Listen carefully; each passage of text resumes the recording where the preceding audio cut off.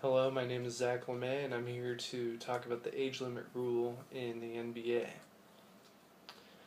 I would like to bring attention to everybody how one simple age limit rule in professional sports can actually hurt and in some cases ruin the future of student athletes both on and off the court. I will discuss why high school students choose to drop out of school before they graduate due to this age limit rule and what their options are when they choose to do this. I will also discuss how this affects the game of college basketball as well. Statistics show that ever since the age limit rule changed in the NBA, more student athletes are dropping out of high school in order to beat the system, and it is hurting the game of college basketball, and also it is hurting their academic future. They say that age is just a number, but in this case, this age limit rule can mean a student athlete's future both on and on the court. I feel like I'm credible to talk about this because I have friends who have been through this situation, and I have followed this topic very closely. How will this affect us? The simple rule can ruin the future of student athletes on and off the court, and even the game of college basketball as well. And we have to think, is this rule really worth it to us? A brief history on this rule. The very first player ever to declare for the NBA draft out of high school is Moses Malone in 1974.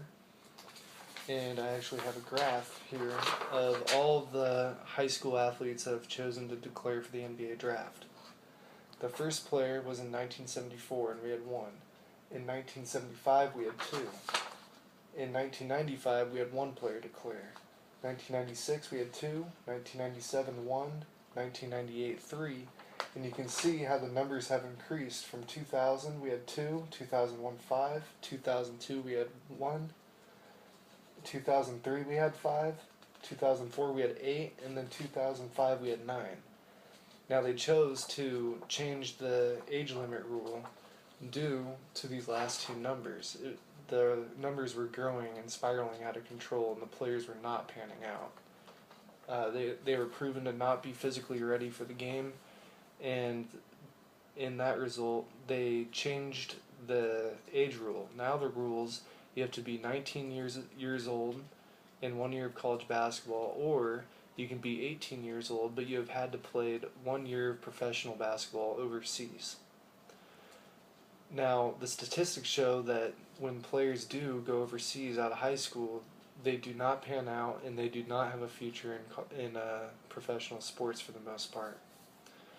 The cause of the high school dropouts is some of them may not have the grades to go play at a big-time college to be seen by NBA pro scouts, so they decide to drop out of their senior year of high school and go play professional basketball overseas in order to be eligible for the NBA draft at the age of 18. Now, when that happens, their overseas option, if they play 1 year, then they're completely eligible for the NBA draft. Brandon Jennings was the first one to do it. He dropped out of his senior year of high school, and he was actually successful, as he was drafted the very next year and has had a good career so far. Jeremy Tyler, on the other hand, did the same exact thing. Was barely drafted in the second round, and is fighting for his NBA life, and his career has not panned out, and he is currently not on a team. And the thing about this is they don't get their high school diploma, so they can't go back to college, and unless they go and get a GED, but academically it really hurts them. The college rule is if you play 1 game of professional sports, you are not eligible to play college basketball ever again. So that will hurt the student athlete both academically and athletically. The whole one and done rule, a lot of players will just go to college for 1 year in order to be eligible to declare for the NBA draft the very next year. And it's causing the program development for college teams to not be able to develop their programs.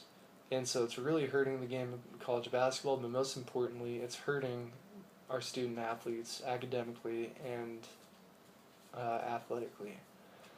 In conclusion, I would like to thank everybody for listening, and I hope that I did bring awareness to this issue that a lot of people don't really think or talk about, and thank you for your time.